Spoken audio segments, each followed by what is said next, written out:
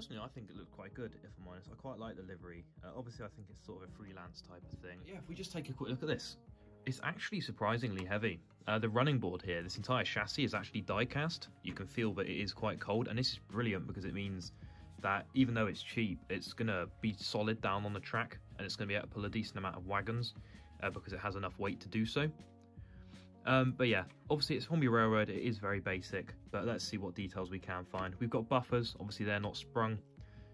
You've got your hole there to attach that small detail part that it does come with. You've got your coupling hook, and then you've got your sort of standard tension knot coupling. And this is wider than you'll get with your Hornby Railways items. It does look quite good from the front though. I believe it's a Bagnall, I could be wrong there, but I believe this is based off a Bagnall. You got some moss stripes on the side here, and you got your silver sort of dots, which I presume are supposed to be lights. I'm sure you could actually fit this with lights if you wanted to. The top here, very, very basic.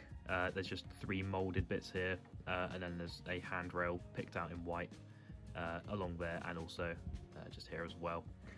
You've got some printed details as well. I say details, I mean it's just the name. You've got Geely Mining Co printed on the cab, and a 21 printed on this sort of toolbox here. Engine compartments do have doors with handles on. Unfortunately, there is a little bit of paint bleed there, but for a model of this price, it's only about 40 quid. That's sort of what you expect, really. It is obviously engineered for people who are new to the hobby, obviously don't mind so much, but also people who might want a challenge to upgrade it to a higher standard.